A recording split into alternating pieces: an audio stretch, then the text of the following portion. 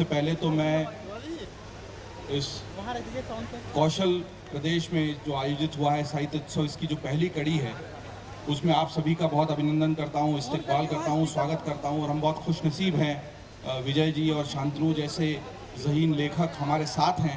और 3 दिन के उत्सव का आज ये आखिरी दिन है, लेकिन ये पहली कड़ी है और मुझे लगता है कि जितनी मेहनत आयोजकों ने की है और जिस तरीके का ये आयोजन है उसके लिए एक बार पहले ताली बजा दीजिए आप जितने भी हैं।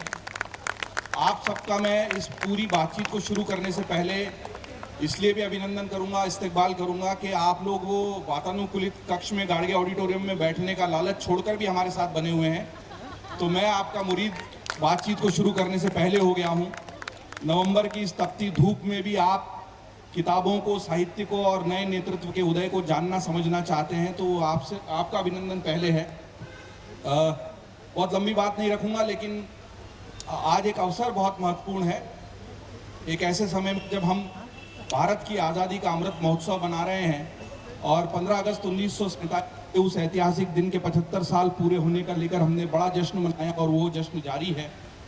और उसी समय में ये जो साहित्य उत्सव हो रहा है, इसके साथ चूँकि अमर उजाला भी साझेदार है, तो अमर उजाला का भी अमृत महोत्सव चल रहा है।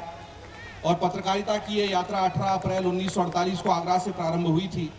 तो मैं आयोजकों की ओर से और अमर उजाला परिवार की ओर से भी आप सबका अभिनंदन करता हूं। उम्मीद करते हैं कि शब्द की ये यात्रा, शब्द की ये साधना आगे अनवरत जारी रहेगी।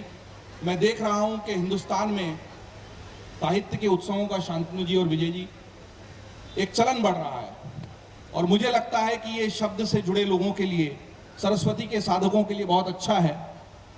हो सकता है कि कुछ समय के लिए ये तपती धूप और कम संख्या में बैठे लोग हमें थोड़ा सा नाउम्मीद करें, लेकिन आगे जब इसमें निखार आएगा, इस वक्त जो कमियां रही हैं उससे सीख कर आयोजक इसको और बेहतर करेंगे।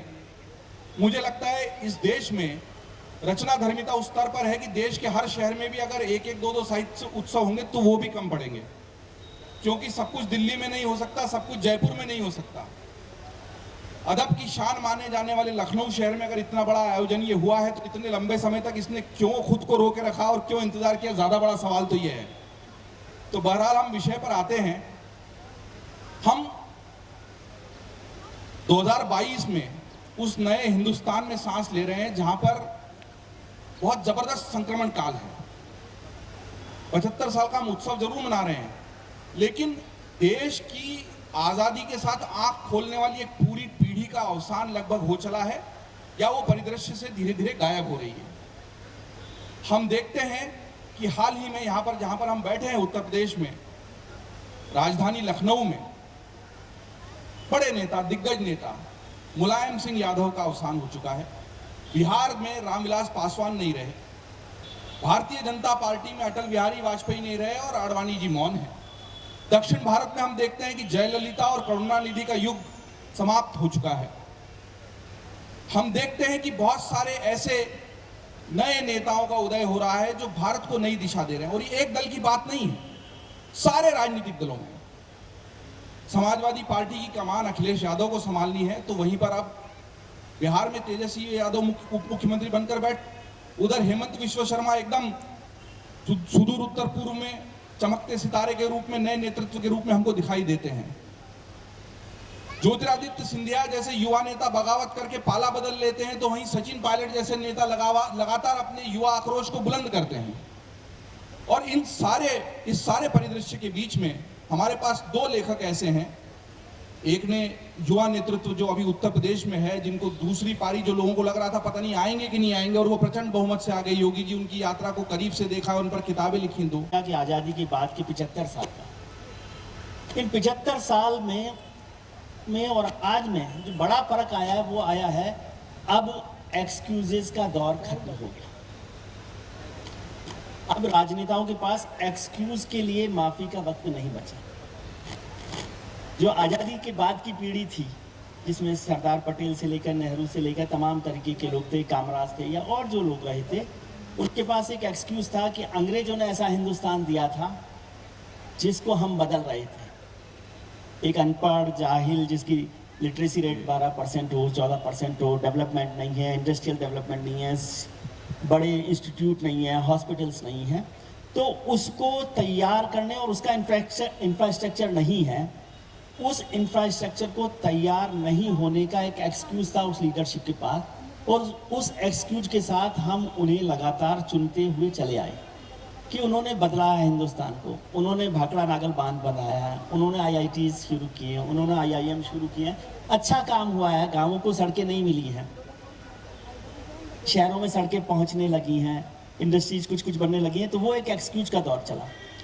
उसके बाद दूसरा, जब आज़ादी के बाद की जो हमने कहा इमरजेंसी की पीढ़ी का दौर आया, जिसमें अटल बिहारी वाजपेयी, लाल कृष्ण आडवाणी, सुषमा स्वराज तो बाद के लोगों में से हैं, शरद यादव हैं, तमाम तरीके के जो लोग हैं, बीजू पटनायक हैं, वो लीडरशिप आई। उसने कहा कि आज़ादी के बाद एक परिवार का दौर रहा और उसने जितना काम करना था वो काम नहीं किया, और बापौती की तरह से हिंदुस्तान का इस्तेमाल किया पावर का। उस ज़माने में एक दौर था कि चीफ मिनिस्टर्स को रात को नींद नहीं आती थी, क्योंकि उन्हें पता नहीं होता था कि सुबह जब दिल्ली पहुंचना है तो वापस मुंबई जाकर मुख्यमंत्री बनना है, बॉम्बे बन या कुछ और काम करना है।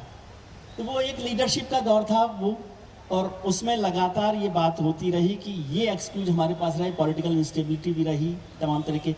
फिर इमरजेंसी के दौर ने हमारे हिंदुस्तान को थोड़ा सा पीछे किया। वो एक्सक्यूज हमारी उस लीडरशिप के पास रहा कि भाई देखिए, इमरजेंसी में इतना सब कुछ हो गया, अब इसको ठीक करने में वक्त लगेगा। उसमें हमने 20 साल निकाले और अब नई पीढ़ी आई। विजय जी, आऊँगा आपके पास। बहुत अच्छी प्रस्तावना रखी आपने शुरुआत विषय की करते हुए अपनी तरफ से।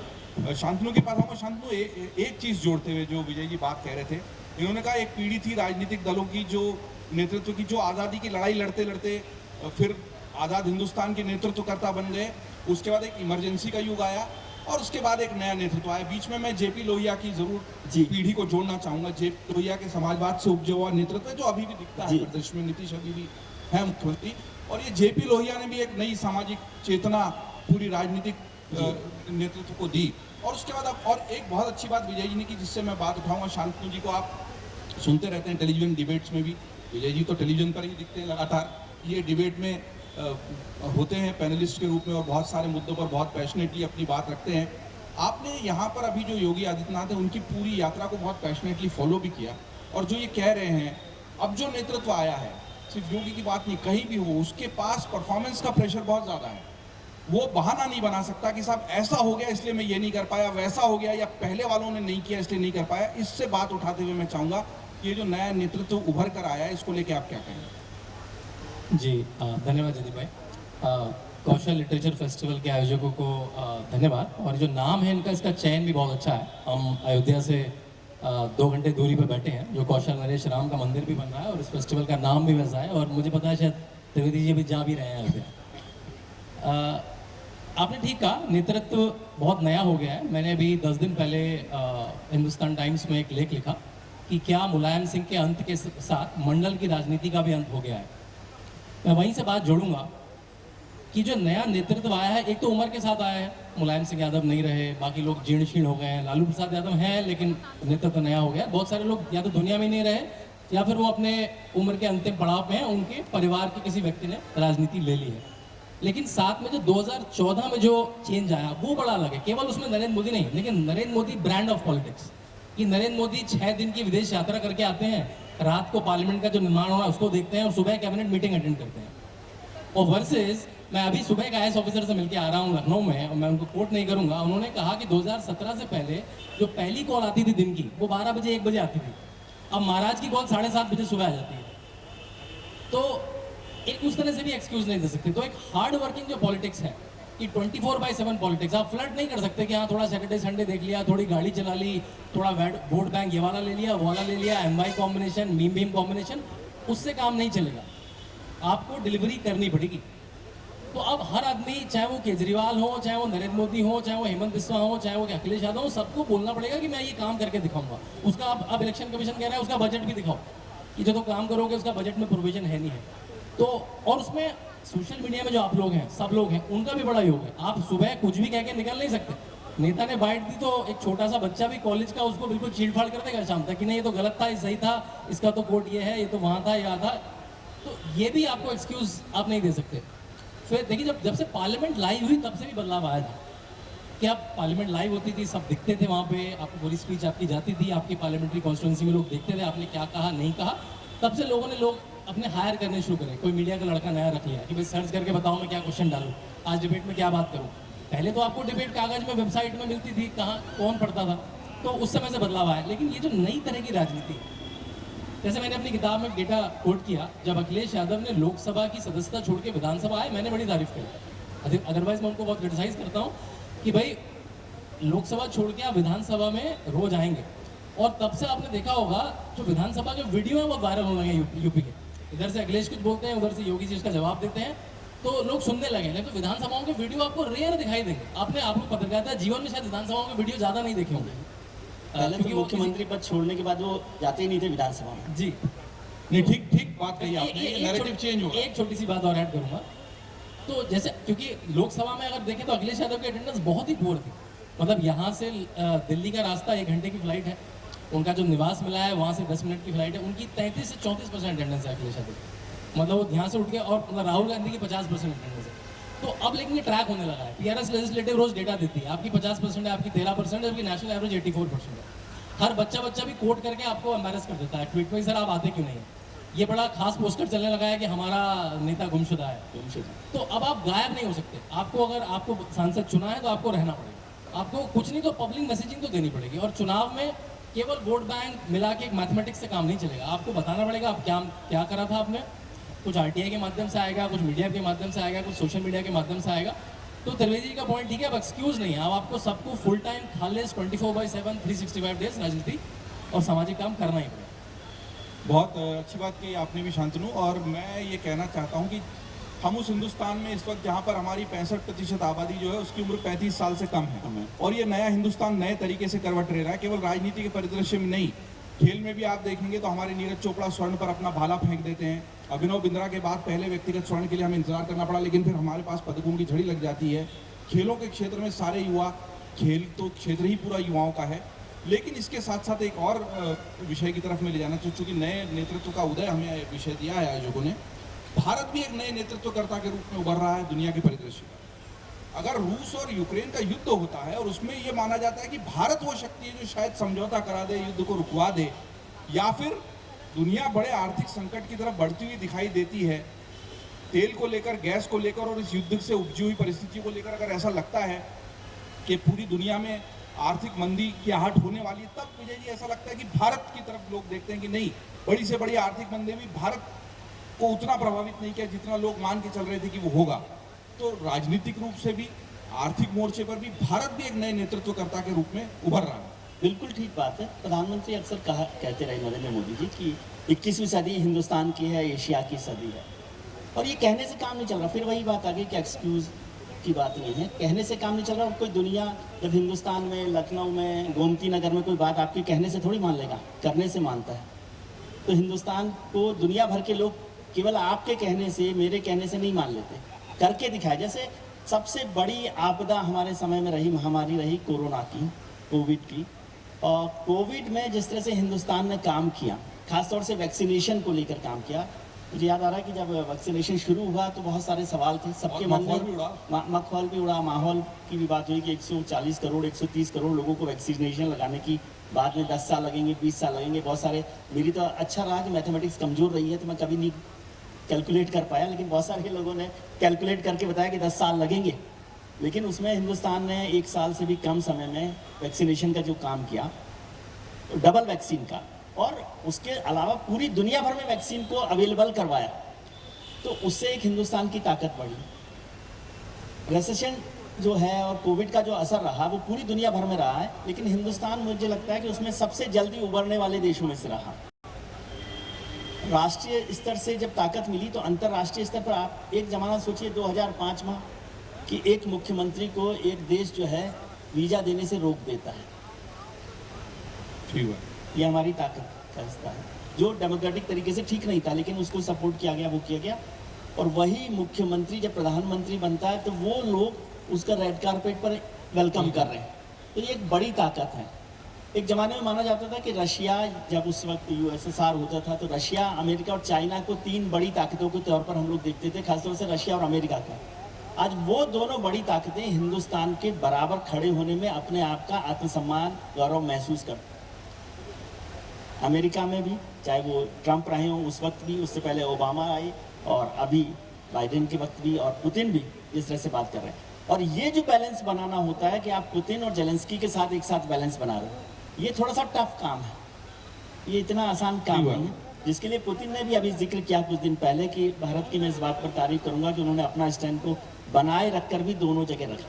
देखिए हम लोग क्या करते हैं अंतर्राष्ट्रीय स्तर पर भी, राजनीतिक स्तर, डोमेस्टिक लेवल पर भी, कि किसी को मनाने के लिए, शांतनु जी को मनाना है तो कानिक साहब को थोड़ा सा वो कर दिया। दोनों को खुश रख करने के साथ साथ अपनी बात पर खुश रखना, अपनी बात पर सब लोगों को शर्तों से समझौता नहीं करना, अपनी शर्तों पर चलाना, दूसरी शर्तों पर समझौता नहीं करना। तो वो एक बड़ा काम पिछले दिनों में हुआ, इकोनॉमिक लेवल पर भी हुआ है। ब्राज़ील में आपने देखा होगा कि किस तरह से सारी बात हिंदुस्तान की तरीके से रखी गई। तो ये एक बड़ा है, और इसको हम, आपने जो ठीक शब्द इस्तेमाल किया कि भारत का भी उदय विश्व के स्तर पर एक नए नेतृत्व के तौर पर हुआ है, बहुत उम्मीद से भी, और अब एक भारत को एक बड़ी ताकत के तौर पर देख रहे हैं। और एक विषय को लेकर शांतनु बहुत विवाद भी हालांकि होता है कि भारतीय मूल के लोग भी धूम मचा रहे हैं। तो भारत का तो विश्व परिदृश्य पर उदय हो रहा है। ऋषि सुनक को लेकर बहुत सोशल मीडिया बाजी हुई, बहुत बहसबाजी हुई, लेकिन मैं ये मानता हूं कि ऐसे लोग जो 200 साल का दमन और फिर उसके बाद की 75 साल की आज़ादी के बाद किसी तरह के पोएटिक जस्टिस का इंतजार कर रहे हैं, तो उनको उछलने का मौका तो मिलना ही चाहिए कि भाई तुम हम पर इतने सालों राज करके बड़ी मुश्किल से भागते दौड़ते यहाँ से निकले हो, और अब कोई ना कोई जिसकी कोई कड़ी यहाँ पर हिंदुस्तान से जुड़ी, चाहे वो अब पाकिस्तान में क्यों, पाकिस्तान 47 के पहले थोड़ा ही न था। और उधर हम देखते हैं कि जब सचिन नडेला और सुंदर पिचाई जैसे लोग भी, वो भारतीय मूल तो उनके अंदर मौजूद है, और उस मूल का वर्चस्व अगर स्थापित होता है, उसकी बुद्धि कौशल को अगर मान्यता दी जाती है, तो फिर एक बड़ी बात है जिस तरीके से भारत एक विश्व परिदृश्य पर भी उभर रहा है। शांतनु बिल्कुल ठीक है। मेरी जो मास्टर्स की पढ़ाई है पॉलिटिकल साइंस में, वो यूके में हुई थी, और वो करीब 10-11 साल पहले हुई थी। तो इसलिए मेरी काफ़ी बड़ी मित्र मंडली है जिसमें बहुत सारे विदेशी मूल के लोग भी हैं। तो जैसे ही ऋषि सुनक वाला आया तो हम लोग बहुत सारे व्हाट्सएप ग्रुप में हैं जो कुछ यूके बेस्ड हैं, कुछ इंटरनेशनल हैं। तो चर्चा शुरू हुई, जहाँ सबसे पहले ये कहा कि नहीं, वो उसमें भारतीय बचाई क्या है, वो तो वहीं पैदा हुआ है, वो तो दूसरी पीढ़ी का है। फिर जब हमने कहा कि नहीं, लेकिन वो एक ऐसी सभ्यता से आता है, वो हिंदू मूल का है, वो बहुत अलग है, तब लोगों ने हाँ माना कि ये शायद अलग बात है। जो इसका क्रेडिट लोगों ने यूके को भी दिया, जो अच्छी बात है, यूके को क्रेडिट देना चाहिए। वहीं अमेरिका को एक अश्वेत को बनाने में सदियों लगे, महिला को आज तक नहीं बना पाए। वो इतना ज्ञान बांटते हैं पूरी दुनिया में, वो अश्वेत को बनाने में उन्होंने एक गिल्ड तो उन्होंने खत्म करा, लेकिन महिला को आज तक नहीं बना पाए। जो मैं अपनी दूसरी किताब है योगी जी की, उसको लेके जब मैं अमेरिका गया तो मैं उसके 4-5 आपको वाक्य बताता हूँ, और मुझे लगा कि हम लोग यहाँ पे जो ब्रांडिंग करते हैं अमेरिका की, उससे कितना अलग है वो अमेरिका। मैं जब न्यू जर्सी में गया तो मुझे किसी ने अपने घर पे रखा, बड़ा सुंदर घर था, उनके पास बहुत सारी एंटीक पेंटिंग्स थी, और जैसे जॉन एफ कैनेडी के साथ उनके पति की फोटो थी। तो मैं इसकी पिक्चर लेने लगा साथ में, तो उन्होंने पिक्चर मत लीजिए, अगर आपने सोशल मीडिया में डाल दिया तो हमारे यहाँ चोरी हो जाएगी। आप में से किसी को ऐसा लगा है अपने घर में फोटो लेते समय कि अगर मैंने अपनी किसी कीमती चीज़ की फोटो इंटरनेट पर डाल दी तो मेरे घर में चोरी हो जाएगी? लेकिन न्यू जर्सी में लोगों को ऐसा लगता है। तो कई बार ब्रांडिंग का भी इशू है कि किस तरह से। दूसरा वाक्य बताता हूँ। मैं गया शिकागो में। शिकागो में मेरा बड़ा कार्यक्रम हुआ फुलटन हॉल में, जहाँ पे स्वामी विवेकानंद ने बात करी थी, वहाँ गए। शाम को डिनर रखा किताब में, तो 10-12 लोग बैठे थे जो शिकागो के थे, और अगले आधे घंटे तक वो ये चर्चा करते रहे कि उनके यहाँ पिछले 10 दिन में क्या शूट आउट हुआ, क्योंकि शिकागो गन्स की सिटी मानी जाती है, बहुत सारे माफिया हैं। वो आम चर्चा थी, मेरे यहाँ 2 का शूट आउट हुआ, मेरे यहाँ 3 का हुआ। भारतीय लोग थे, ऐसी भारत में चर्चा होती है क्या रोज की कि लखनऊ में कल 2 शूट आउट वहाँ हुए, 3 वहाँ हुए, उसने गोली चला दी, स्कूल में घुस के बच्चों को उस पर भी आता हूँ। बट तीसरा था कैलिफोर्निया में, वहाँ मेरे ऑर्गेनाइजर के घर में था, एकदम से वहाँ पे थोड़ा सा टेंशन सी आ गई घर में। मुझे लगा कुछ इवेंट कैंसिल हो गया है क्या, कोई वेन्यू की प्रॉब्लम आ गई क्या। हमारे यहाँ अक्सर ऐसा होता है ना कि आखिर में उन्हें इवेंट की परमिशन नहीं मिली। उनका ऐसा तो कुछ नहीं है। तो हमें नहीं, उनकी लड़की जॉर्जिया टाउन में पढ़ती थी, और वहाँ एग्जैक्टली यही हुआ था। वहाँ बंदूकधारी, जो ऐसे वाले बंदूकधारी जो होते हैं, जो परसों बंदूक खरीद के आए, उन्होंने घेर लिया था, और अंधाधुन गोली चला रहे थे, उनकी बेटी अंदर थी। तो भाई परेशान होना मुश्किल ही है, जायज़ ही है। चौथी घटना जिसका भारत में भी थोड़ा इक्वलेंस मिलता है। मैं कैलिफोर्निया में जहाँ पे भी गया, आदमी ने कहा अपना लैपटॉप बाहर निकाल, नहीं तो चोरी हो जाएगी। हमारे भी हम अपन थोड़ा ध्यान इसको लेके तो खैर हम, ऐसा नहीं है कि अगर मैं 4 जगह लखनऊ में रखूँगा तो 4 जगह अपना लैपटॉप निकालूंगा बाहर। तो वहाँ तो मैं जहाँ गया, तो जब मुझे लगा कई बार कि इस सब से तो भारत बहुत आगे निकल चुका है, लेकिन हाँ कई बार हमें, जैसे हमने कहा, ब्रांडिंग की भी बहुत ज़रूरत है। जो हम अपने देश को ब्रांड उस तरह से नहीं कर पाए हैं। आप चाहे बलात्कार का पर कैपिटा डेटा देखिए, चाहे बड़े बड़े इन्वेंशन देखिए, उसमें आपको भारत आगे दिखेगा। लेकिन हाँ, कुछ चीज़ों की ब्रांडिंग चाहे उसमें मीडिया को भी आगे आना पड़ेगा कि हम भारत में बैठ के विदेश के बारे में क्यों नहीं बात कर पाते। यहाँ पे कोरोना की फोटोज वहाँ के फ्रंट पेपर में आती है, लेकिन वहाँ की ब्लैक लाइफ मैटर्स यहाँ के फ्रंट पेपर में नहीं आता। तो ये आप मुझे बहुत अच्छी और अलग दिशा में विषय को ले गए। ये तो मुझे लगता है एक अलग पूरा चर्चा का विषय हो सकता है कि जो आजकल बड़ा शब्द चल गया नैरेटिव, मैं कहता हूँ कि वो एक वैचारिक युद्ध है, और उस वैचारिक युद्ध में हम अभी तो मेरे को लगता है अभी भी हम 500-700 साल पीछे हैं। जब तक मोहनजोदड़ो हड़प्पा को लोगों ने, इतिहासकारों ने अपनी आंखों से नहीं देख लिया, तब तक तो सभ्यता का जन्म रोम में ही हुआ था। उसके पहले तो हो ही नहीं सकता था कि आप सभ्य हो ही नहीं सकते, आप तो सांप सवेरे टोने टोटके के देश हों जो जाहिल हैं। तो मैं ऋषि सनक वाली बात में भी उसी को जोड़ता हूँ कि लेबलिंग इस तरीके से हो गई ना, इसलिए हमको लगता है पश्चिम में कुछ हो गया मतलब मान्यता मिल गई। तो पश्चिम से मिलने वाली मान्यता तो हमारे जहन में अंदर तक घुस गई, लेकिन जो नए नेतृत्व का उदय हो रहा है शायद वो उन मान्यताओं को ध्वस्त करने के लिए हो रहा है और हमारे खोए हुए आत्मविश्वास को जगाने के लिए, क्योंकि हम उस स्थान पर रहे हैं। ये पिछले कुछ हज़ार सालों की त्रासदी है जिसने हमें शायद इस तरीके से सोचने पर मजबूर कर दिया है। बहुत अच्छी बात है कि वैश्विक परिदृश्य पर भी किस तरीके से भारत उभर रहा है। हमने महत्वपूर्ण मुद्दे को छुआ। यहाँ से एक और जो हम राजनीतिक नेतृत्व की बात कर रहे थे विजय जी, वहाँ पर मैं देखता हूँ कि भारत की पूरी राजनीति ने पिछले एक दशक में बहुत महत्वपूर्ण करवट ली है। वो करवट ये है कि हमारी जो राजनीति है, इसने शुरुआत में एक प्रचंड बहुमत वाली कांग्रेस की सरकारें देखी, फिर आपने जो सही कहा इमरजेंसी का दौर देखा, और उसके विरोध में जो सरकार आई वो भी लंबी नहीं चली और वो गिर गई घुटनों पर, और फिर वापस कांग्रेस आ गई।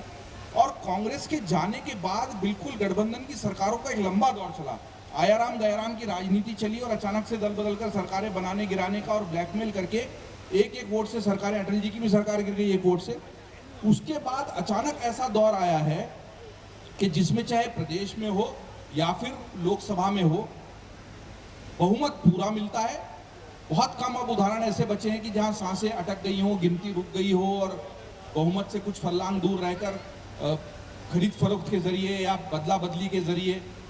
उसके पीछे मुझे जो एक पत्रकारिता का विद्यार्थी होने के नाते बड़ा कारण नजर आता है वो ये है कि इन बड़े चुनावों में हमारी जो पूरी चुनावी प्रक्रिया है उससे परे जाकर हम कहीं ना कहीं जो प्रेसिडेंशियल फॉर्म होता है उस पर चले गए हैं। व्यक्ति का चेहरा चुनाव लड़ता है, उस व्यक्ति के पीछे जो विधायक खड़े हैं वो गौण हो जाते हैं, उसकी क्वालिफिकेशन बहुत पीछे चली जाती है। अगर योगी आदित्यनाथ यहाँ पर खड़े हैं तो उनको जिताना, तो वो लोकसभा में अगर मोदी वर्सेस कौन चेहरा उस पर बात होती है और लोग सांसद जिताने की बजाय मोदी जिताने में लग जाते हैं। ये भी एक नए तरह के नेतृत्व का उदय है जो हमारी पूरी की पूरी संवैधानिक प्रक्रिया को, चुनावी प्रक्रिया को ही अलग तरीके से परिभाषित करता है। विजय जी बिल्कुल ठीक बात है, लेकिन ये फिर वहीं से जुड़कर आ जाती है, बात परफॉर्मेंस पर आती है। देखिए, एक जमाना था मल्टीकास्ट फिल्में चलती थी, मल्टी हीरो, 3 हीरो हैं, 4 हीरो हैं, लेकिन जब एक हीरो दमदार हो तो एक हीरो की फिल्म चल जाती है ना। प्रेसिडेंशियल फॉर्म ऑफ इलेक्शन जो है ज़्यादा परफॉर्मेंस बेस्ड इलेक्शन है, क्योंकि जब एक आदमी पर आपकी सारी नैया टिक जाए, सारा आसरा टिक जाए, तो इसका मतलब है कि उसे परफॉर्मेंस लेवल पर ए क्लास होना चाहिए। ये रिस्क फैक्टर बहुत बड़ा है इसमें।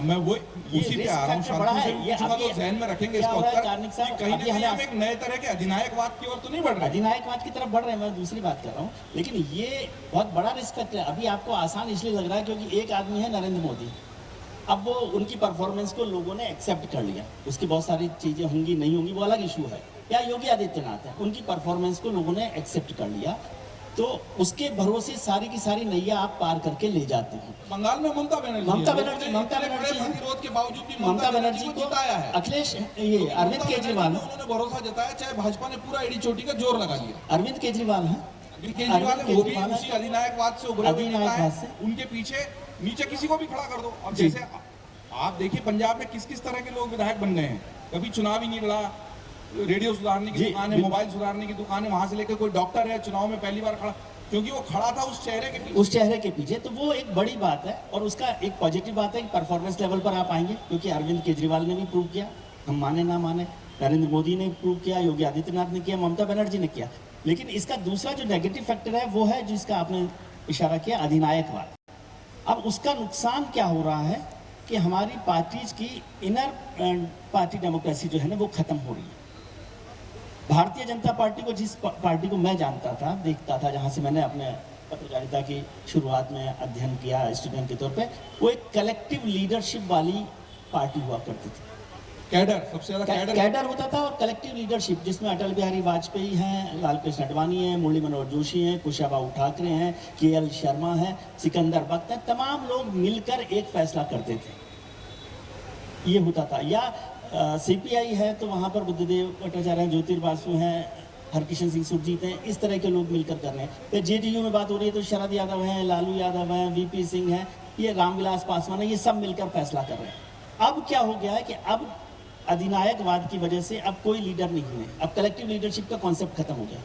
अब अहम ब्रह्मास्मि है, शांतनु जी जिसको समझते हैं, मैं ही ब्रह्म हूँ। महाभारत के बाद मैंने अभी मौजूदा राजनीति में ब्रह्म का एहसास किया। महाभारत में मैंने किया नहीं था क्योंकि मैं इतना पढ़ा नहीं, लेकिन अब हमारी राजनेताओं की, पॉलिटिकल पार्टीज के जो लीडर्स हैं वो अहम ब्रह्म हैं।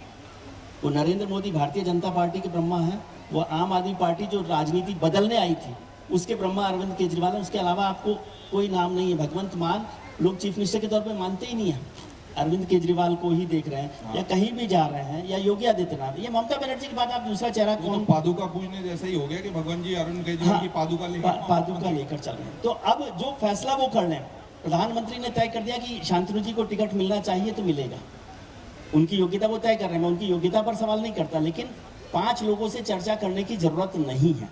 और आप सोचिए गुजरात जैसी घटना हो जाए एक डेमोक्रेटिक सिस्टम में कि चीफ मिनिस्टर समेत पूरी कैबिनेट को बदल दिया जाए और सन्नाटा रहे। ये सन्नाटा जो है ना, ये चिंता करता है, चिंता देता है मुझे। आंसू सारे अंदर ही घुल गए। वो शोले वाली फिल्म का जो डायलॉग है एक हंगल का कि इतना सन्नाटा क्यों है भाई? क्यों भाई? तो जब इतना सन्नाटा होता है तो वो चिंताएं पैदा करता है। इसमें नेतृत्व की मैं ताकत पर सवाल नहीं खड़ा कर रहा, लेकिन ये डेमोक्रेसी के लिए बहुत अच्छी बात नहीं है। और इसका दूसरा नुकसान कब होता है? जब आप पावर में नहीं रहते। जब आप पावर में नहीं रहते तो पार्टी कोलैप्स हो जाती है, जो वीपी सिंह के साथ हुआ। वीपी सिंह बड़े नेता थे, वहां पर तो कैडर नहीं था, पार्टी नहीं थी, जैसे ही खत्म हुआ तो जेडीयू कोलैप्स हो गया। बिल्कुल ठीक। तो वो अधिनायकवाद, अभी जब हम सत्ता में रहते हैं तो सत्ता में हमको लगता है कि लीडर से ही सब कुछ चल रहा है। हमने और वो विषय का जो प्रवर्तन किया था, प्रस्तावना रखी थी विजय जी, वो उजले पक्षों से शुरू किया था और बहुत सकारात्मक बातों से शुरू किए थे। लेकिन अच्छी बात यह है कि हम इसके, ताकि हम विषय के साथ न्याय कर सकें, शांतनु, मैं आ रहा हूँ, मैं देख पा रहा था कि आप के अंदर एक बेचैनी थी इस पर विजय जी की बात के में कुछ जोड़ने की, या हो सकता है कि अपना अलग पक्ष रखने की। लेकिन अच्छी बात यह है कि हम उसके स्याह पक्ष को भी छू रहे हैं कि नए नेतृत्व का उदय हो रहा है। परफॉर्मर पेरिश वाले मोड में हम जा चुके हैं। 24 घंटे की राजनीति अब अस्तित्व में आ चुकी है। आप अगर आराम करेंगे, फुर्सत करेंगे, तो आप और आपकी पार्टी पीछे धकेल दिए जाएंगे। आपको जनता को कार्य करके दिखाना पड़ेगा, भाषण से और जुमलों से देश नहीं चलेगा। ये सब अच्छी बातें हैं, लेकिन इसके पीछे एक जो नई पार्टी ने जन्म ले लिया है कि हम धीरे धीरे अधिनायकवादी होते जा रहे हैं और एक व्यक्ति के ऊपर उम्मीदों का सारा पुलिंदा टिका हुआ है। अगर वो व्यक्ति कहीं ना कहीं कोलैप्स होगा तो फिर वो उम्मीदें भी धराशायी होंगी, वो पार्टी। तो एक पूरा का पूरा ऐसा तो नहीं कि हम ताश के पत्तों का महल खड़ा कर रहे हैं। और ये अधिनायकवाद क्या वाकई उतना बुरा भी हो सकता है जितनी शंकाएं हम जता रहे हैं या विजय जी ने जताई? शांतनु, देखिए, विजय जी ने बड़ी अच्छी बात कही कि इस समय जो पार्टी के शीर्ष पे पद है लोग हैं, वो एक अहम ब्रह्मास्मि मोड में है और उसमें अलग अलग ब्रह्मा हो सकते हैं। लेकिन इसमें जो अच्छी बात जो मुझे दिखती है कि जो नरेंद्र मोदी, योगी आदित्यनाथ जैसे ब्रह्मा बने हैं, वो अपने काम पे नाम पे बने हैं। इसलिए नहीं कि उनके नाम के पीछे यादव लगा है या उनके नाम के पीछे गांधी लगा है, तो उसका बड़ा कारण उसके पीछे गौड़ा लगा है। ये इसका, और इसका प्रेशर इन परिवारवादियों पे भी आ रहा है, क्योंकि भारत में उत्तर से दक्षिण तक, पूर्व से पश्चिम तक, केवल भारतीय जनता पार्टी और लेफ्ट, इसको छोड़ के हर एक पार्टी मतलब वो, उसका बेटा, उसका चाचा, एक AIADMK के कुछ समय के लिए एक अपवाद है, अगर वो पार्टी बची तो उसमें अब कांग्रेस ने थोड़ा सा ट्वीक करा है। अब वो केवल दिखाने के लिए है या फिर वो लंबा चलेगा? जितना ठीक किया कांग्रेस ने उतना भाजपा ने खराब कर दिया। जितना 50 लोग हैं अभी पार्टी में जो परिवार की दूसरी पीढ़ी चल रही है बीजेपी में। परिवार की दूसरी पीढ़ी चलना अलग बात है विजय जी, लेकिन शीर्ष पे कौन व्यक्ति, कौन पार्टी चला रहा है, उसमें बहुत अलग बात है। कि सचिन तेंदुलकर का बेटा क्रिकेट खेले वो अलग बात है, लेकिन हाँ वो खेलता ही रहे, चाहे वो आउट होता रहे, वो अलग बात है। तो परिवार के व्यक्ति को वो प्रोफेशन करने में मेरे को कोई दिक्कत नहीं उसमें, लेकिन हाँ वो बिना कुछ करे, कभी कुछ नहीं, अगर पता हो किसी को कि अगर मैं समाजवादी पार्टी का प्रवक्ता हूँ अगर, तो मैं कभी मुख्यमंत्री पद का सोच पाऊंगा? कोई सोच भी नहीं सकता। लेकिन भाजपा में सोच सकता है, लेफ्ट में सोच सकता है। तो ये जो परिवर्तन अगर बाकी पार्टियों में भी आने लगे, जो कांग्रेस में दिखा थोड़ा सा, भले वो युवा चेहरा नहीं है, लेकिन पहली बार उन्होंने या तो ड्रामे के लिए या फिर इतना दबाव आ गया था, कुछ तो करा, लेकिन बाकी पार्टियां क्या इस पर सोच पाएंगी? कि गैर अखिलेश यादव पार्टी, गैर लालू प्रसाद पार्टी, गैर गौड़ा पार्टी क्या उनका शीर्ष नेतृत्व कर सकती है, क्या वो मुख्यमंत्री का चेहरा बन सकता है? अगर वो आ गया और भाजपा मेरिटोक्रेसी को मेंटेन रखे, देखिए नरेंद्र मोदी इतना बड़ा कद है कि हाँ बिल्कुल उनके सामने सब बहुत गौर दिखते हैं, लेकिन अगर आप देखें मान लिया 5 साल बाद जब उनकी उम्र शीर हो जाएगी तो आपको एक योगी आदित्यनाथ दिखते हैं, आपको एक अमित शाह दिखते हैं, आपको एक देवेंद्र फडणवीस दिखते हैं, आपको एक हेमंत बिस्वा दिखते हैं, लेकिन और पार्टियों में अगर दिखते नहीं हो तो उसका स्कोप ही नहीं है, आपकी सीलिंग खत्म हो जाती है। आपकी सीलिंग है कि आप होम मिनिस्टर बन सकते हैं अगर आपकी सरकार आई तो, ये आपकी सीलिंग है। तो वो सीलिंग अगर और पार्टियां खत्म करना शुरू कर दें तो मेरे ख्याल से वो सच के नए नेतृत्व का उदय होगा। तो इसमें एक चीज जोड़ देना चाहता हूँ मैं, जो बात शांतनु जी ने की बहुत उचित बात है, बहुत मतलब अप्रोप्रिएट बात कही है, लेकिन उसमें फर्क क्या आ रहा है कि जो रीजनल पार्टीज हैं वो पैदा ही एक दुकान से हुई हैं, वो विचार से पैदा नहीं हुई।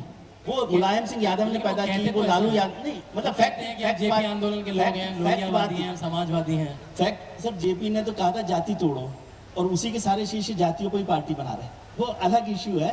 लेकिन ये पॉलिटिकल पार्टी सब अपनी अपनी एक शॉप, अलग अलग मॉल में एक शॉप बनी हुई है सबकी। मुलायम सिंह जी ने अपनी पार्टी खड़ी की, लालू यादव ने, तो इसलिए उसमें मैं तो बहुत कम उम्मीद करता हूँ कि वो पार्टियाँ उस तरह से आगे बढ़ पाएंगी। बिल्कुल आप जो बात ठीक कह रहे हैं, लेकिन उससे उम्मीद नहीं करता। 3 पार्टियों को हम लोग समझते हैं, बीजेपी है, कांग्रेस है और लेफ्ट पार्टीज हैं, जिसमें बीजेपी और लेफ्ट उसी तरह से चल रही है। कांग्रेस ने ये शुरुआत की है तो ये बेहतर काम है, लेकिन अधिनायकवाद का मतलब, परिवारवाद का मतलब भी सिर्फ परिवार का जो मालिक है वो अध्यक्ष बने, यही नहीं है।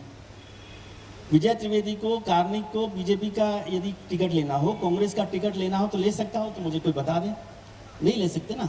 लेकिन एक रक्षा मंत्री का बेटे को मंत्री भी बनाएंगे, एमएलए भी बनाएंगे, फिर दूसरी जगह भी बनाएंगे। ये रक्षा मंत्री की बात नहीं कर रहा हूँ मैं, ऐसे 50 नाम भारतीय जनता पार्टी के भी गिना सकता हूँ, कांग्रेस के भी गिना सकता हूँ। फर्क क्या है, बीजेपी के पास अभी पॉजिटिव बात क्या थी, मैं एक बहुत गंभीर बात बताना चाहता हूँ। कांग्रेस पर आरोप लगाना आसान काम है, लेकिन कांग्रेस थी 150 साल पुरानी पार्टी, 137 साल पुरानी पार्टी है। तो 137 साल में एक परिवार की 4, 5, 6 जनरेशन आ जाती है, तो उसमें से कुछ लोग तो निकलेंगे।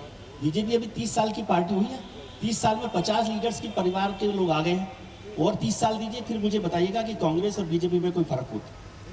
बहुत अच्छी बात विजय जी ने कही, और मैं एक पत्रकार होने के नाते यही मानता हूँ कि किसी भी मंच से या किसी भी इस तरह के मंच से इसी तरह की निर्मम विवेचना भी होनी चाहिए, लेकिन मैं दोनों की बातों को जोड़ भी सकता हूं क्योंकि मुझे सूत्रधार की भूमिका दी गई है।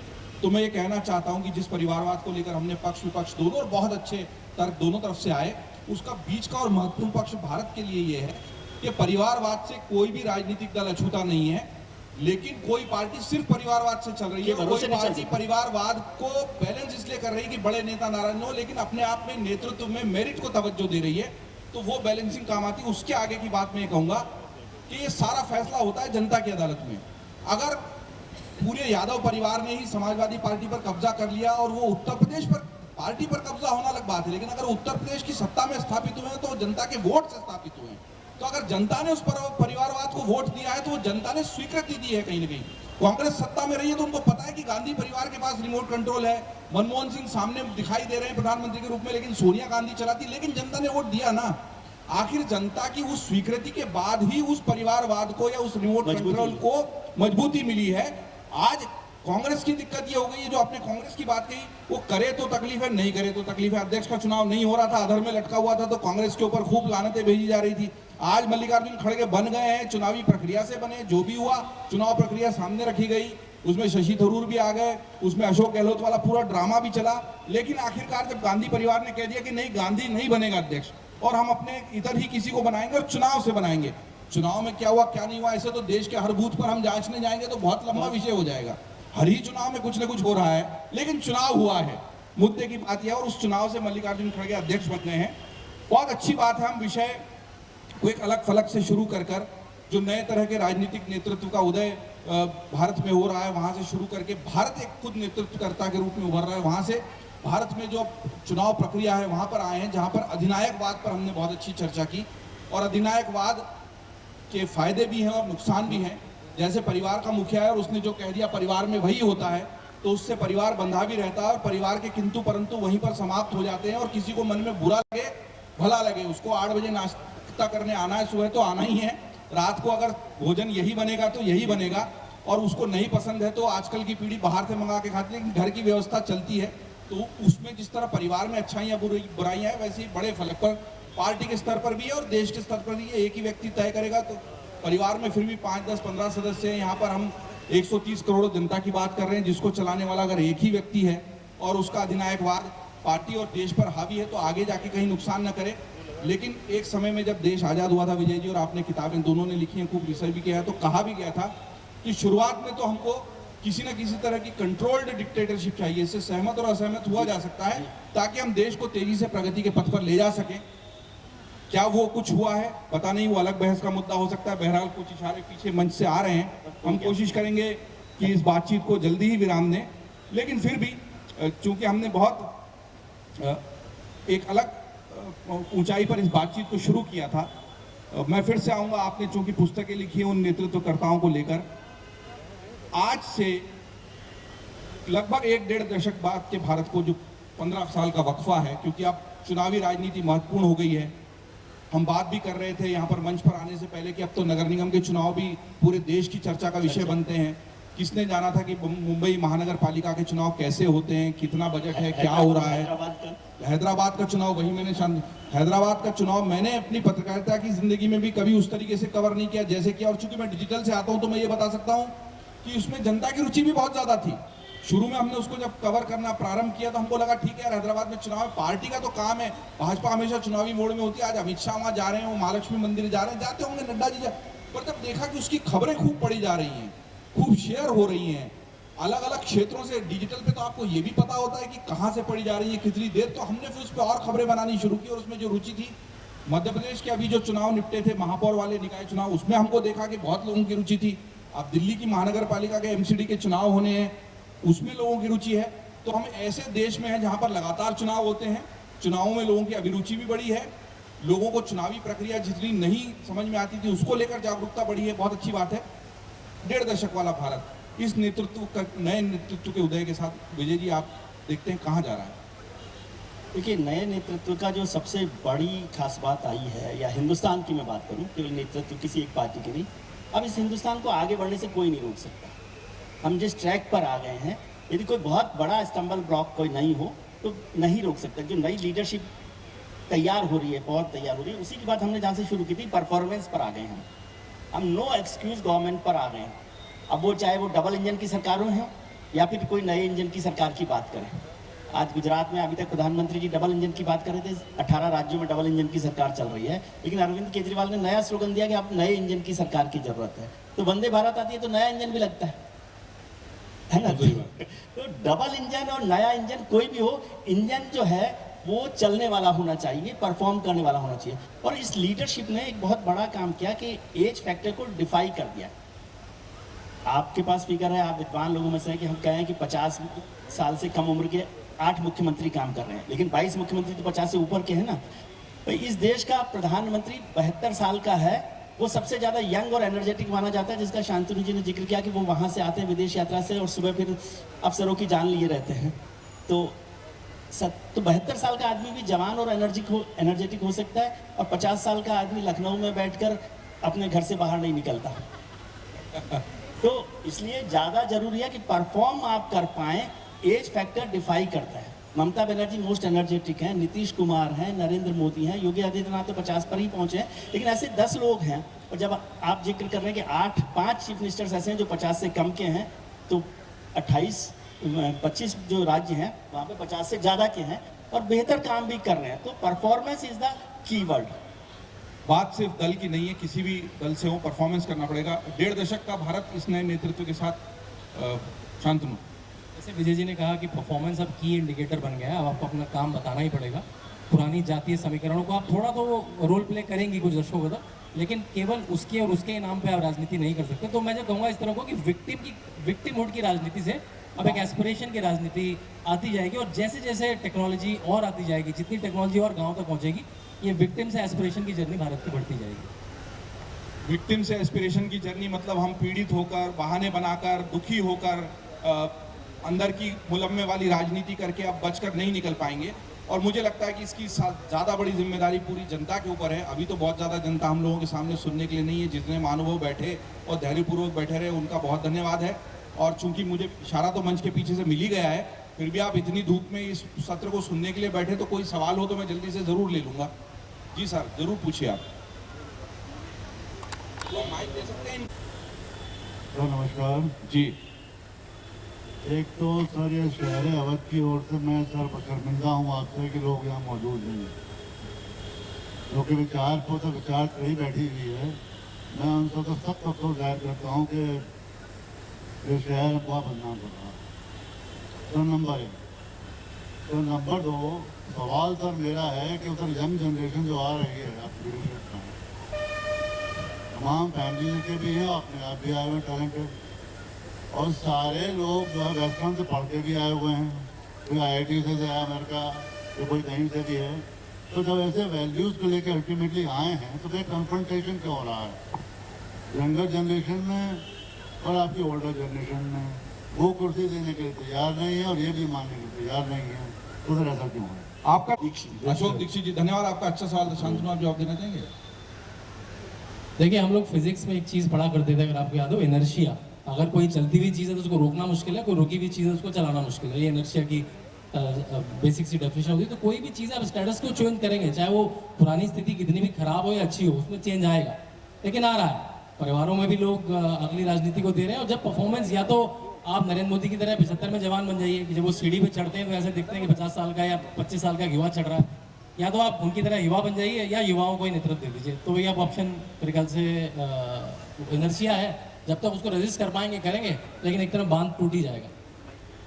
चलिए, बहुत अच्छी बातचीत रही। दीक्षित जी, आपने एक सवाल और आ रहा है। वैसे मैं ये बता दूं आयोजकों को, क्योंकि ये आरजे मैडम भी आ चुकी मंच पे, पर मैं बताऊं, हमें मंच जो है वो 8 मिनट लेट मिला था, तो अभी भी हमारे 2 मिनट बचे हुए हैं। पिछले सत्र ने हमारे 8 मिनट खाए थे, वो वापिस कर दीजिए हमें। ठीक है जी, पूछिए। मेरा सवाल विजय त्रिवेदी जी से है कि आप का पूरा जो काम है वो पॉलिटिक्स को बड़े बारीकी से आपने देखा है पिछले 4-5 दशक में। मेरा सवाल ये है कि ये जो इरा है जिसमें हम स्ट्रॉन्ग लीडर्स, स्ट्रॉन्ग कैडर्स को देखते हैं, जैसे बीजेपी है, या ये वर्ल्ड वाइड है? एंड अगर लेफ्ट राइट के चश्मे से देखें तो राइट विंगर्स उदय का समय है वर्ल्ड वाइड। तो मेरा सवाल ये है, इस सारे परिप्रेक्ष्य में उड़ीसा एक स्टेट है जहां पर नवीन पटनायक अपना चौथा टर्म पूरा कर रहे हैं और अनडिस्प्यूटेड लीडर हैं। आप इस पूरे फ्रेम में उनको कैसे एक्सप्लेन करते हैं? क्योंकि मुझे नहीं लगता वो बहुत स्ट्रॉन्ग लीडर हैं इन दी सेंस कि जो जैसे हम स्ट्रॉन्ग लीडर्स को आज देखते हैं, और ना ही कैडर बेस्ड बहुत ही स्ट्रॉन्ग बीजेडी पार्टी। कैसे एक्सप्लेन करेंगे? जी, आपने बहुत ही बेहतरीन सवाल किया। और नवीन पटनायक को याद करना हिंदुस्तान की राजनीति में बहुत महत्वपूर्ण है, क्योंकि वो सब तरफ रहते हैं और किसी भी तरफ नहीं रहते। और 4 बार से लगातार मुख्यमंत्री रहना, एक तो ये है कि हम माने ना माने वो परफॉर्मिंग चीफ मिनिस्टर होंगे तब लोग उनको लगातार चुन रहे हैं, ये एक बड़ा कारण है कि वो परफॉर्मेंस पर बने हुए हैं। दूसरा, जो पूरे हिंदुस्तान की या दुनिया भर की राजनीति विचारधारा पर चल रही है, वो उस विचारधारा से डिस्टेंस हिमसेल्फ वाला कॉन्सेप्ट में रखते हैं। वो किसी के खिलाफ खड़े नहीं होते, किसी के साथ खड़े नहीं होते, और जो अपनी स्टेट है उस पर फोकस कर रहे हैं। दूसरा, जो उनकी एक और बड़ी वजह है कि जो नेशनल लीडरशिप है उन पर खास ध्यान नहीं दे रही, वो इसलिए क्योंकि वो अभी उनकी नज़र में उनके दुश्मन नहीं बने। आप 2 MP बनाकर, जैसे ही 2 MP बनते हैं, शांतनु जी जैसे मित्र उनके होते हैं, तो वो कहते नहीं अब आप प्रधानमंत्री बनने वाले हैं तो वो प्रधानमंत्री बनने लगते हैं। आप देखिए कि अभी भी नवीन पटनायक का नाम प्राइम मिनिस्ट्रियल कैंडिडेट जो हो सकते हैं पॉसिबल, उसमें नहीं है। तो वो अपनी स्टेट पर अपना काम फोकस कर रहे हैं। मेरे ख्याल से एक वो बड़ी वजह है। और परफॉर्मेंस जो है, क्योंकि मैं कई बार उड़ीसा मेरा जाना हुआ, अभी पिछले दिनों में मैं गया था, तो वो एक बेहतरीन स्टेट के तौर पर काम कर रहे हैं। उसका एग्जाम्पल और लोग भी ले सकते हैं। परफॉर्मेंस की बात पूरे सत्र में हमने की है। और दूसरा, किसी को निपटाना होता है तो प्रधानमंत्री के रूप में नाम चला जाए, बेचारे उनका नाम किसी ने नहीं चलाया, निपटे नहीं। मेरे ख्याल से सर, मेरे ख्याल से हमारे पास वक्त नहीं है।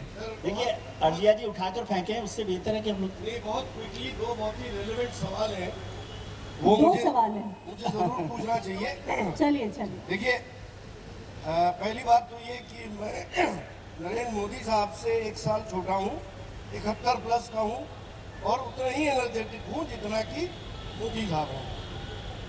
दूसरी बात, मुझसे लोग कहते हैं कि मैं पूरे प्रदेश में अकेला आदमी हूँ जो IIT का भी पढ़ा है और IIM का भी पढ़ा है। ठीक है, सवाल मेरा ये है कि देखिए, आज एक चीज़ बहुत फैलाई जाती है कि कांग्रेस के पीरियड में हिंदुस्तान में कुछ हुआ ही नहीं। देखिए, कोई भी कंट्री किसी थोड़ा जल्दी सवाल पे आ जाइए, बस थोड़ा सवाल पूछ तो लीजिए, सवाल ये है, देखिए कोई भी क्योंकि अभी तक country- कमेंट है आपका, आप सवाल पे आ जाइए। नहीं, तो मैं ये कहना चाहता हूँ कि कंट्री के पास उतने रिसोर्सेज नहीं थे आज से 50 साल पहले जितने आज हैं। तो सवाल ये है कि क्या ये जो बात फैलाई जाती है कि कांग्रेस के टाइम में कुछ हुआ ही नहीं, क्या ये सही आप मानेंगे या गलत मानेंगे? दूसरा सवाल ये है कि हमारे वहाँ एक बहुत बड़ी मुसीबत ये है कि हर पार्टी वाले वोटर्स को पैसा देकर, शराब की बोतलें देकर, हाँ, वोट अपने फेवर में ले लेते हैं, और ये अभी भी चल रहा है, 75 साल के बाद भी चल रहा है। ये कैसे खत्म होगा? ये दो सवाल। शांतनु जवाब। अच्छा, पहली बात पे मैं जवाब देता हूँ, दूसरी पे आप दे दीजिएगा। पहली आपने कहा कि ऐसा कहा जाता है कि कांग्रेस ने कुछ नहीं कहा। देखिए, जो मंच से किसी चुनावी भाषण में कहा जाता है उसको ज़्यादा विश्लेषण करने की भी जरूरत नहीं होती, वो तो एक मार्केटिंग कैंपेन है। लेकिन अगर मैं कहूँ कि इस हॉल में आज कार्यक्रम हुआ या नहीं हुआ, कार्यक्रम तो हुआ, लेकिन इसमें 100 लोग बैठने की कैपेसिटी थी, आ नहीं पाए। तो ये कांग्रेस ने करा कि जहाँ पे आप 100% गेन कर सकते थे, आपने 20-30% गेन करा, तो वो 20-30% काम हुआ, उसको आप नकार नहीं सकते। लेकिन जो 70 छूट गया उसको दिखाना तो पड़ेगा ही। बहुत अच्छा जवाब है ये, बिल्कुल कि इसी तरह की स्थिति कुल मिलाकर है। और जो आपने बात की वोटर्स को खरीदने की, तो खरीदता तो उसी को है जो बिकने के लिए तैयार हो, लेकिन एक जनरल फैक्टर है दोनों तरफ से। लेकिन हमारे यहाँ पर वोटर्स बहुत मैच्योर हो रहे हैं। आप देखिए कि 70s में यदि चुनाव को आप ध्यान रखेंगे तो वहाँ पर 50% जो है बूथ कैप्चरिंग की खबरें आती थी। बिल्कुल, आज 5% भी बूथ कैप्चरिंग की खबरें नहीं है। और जातिवाद से हम निकल रहे हैं कि एक माइनॉरिटी वाली कॉन्स्टिट्यूंसी है, वहाँ पर एक राइट विंगर पार्टी जीत रही है, एक राइट विंगर जैसी जगह है वहाँ पर भी कोई माइनॉरिटी का कैंडिडेट जीत रहा है। जातिवाद की राजनीति में पॉलिटिकल जो पार्टीज हैं वो लगातार नीचे जा रही हैं। तो ये हमारी मैच्योर होने की बात है। थोड़ा इसमें वक्त और लगेगा मुझे लगता है। छोटी सी बात कहूंगा, लोग कहते हैं कि जनता दारू दोनों तरफ की पीती है, लेकिन वोट उसको देती है जिसको देना होता देना है। है, वो परिपक्वता पे आ गई है। आखिरी टिप्पणी और हम इस सत्र को विराम दे रहे हैं। बहुत अच्छा सत्र है, पहले आप ताली बजाइए फिर टिप्पणी करूंगा, क्योंकि आपने बहुत धैर्य से सुना। मैं ये कह रहा हूँ कि सर, एक जमाना था जब दारू की बोतल पे वोट बिक जाते थे और वो अच्छे आदमी का, बुद्धिजीवी का वोट न्यूट्रलाइज होता था। अब न्यूट्रलाइज नहीं हो पाता। दारू वाले वोटों पर बौद्धिक चेतना वाला वोट, जागरूकता वाला वोट हावी होता है। ये नए हिंदुस्तान की नई तस्वीर है, और इसी बात पर हम नए नेतृत्व के उदय के इस विषय को विराम देते हैं। आपको धन्यवाद, आयोजकों को धन्यवाद और सभी को बधाई। आयोजकों को मेरी तरफ से बहुत बहुत शुक्रिया।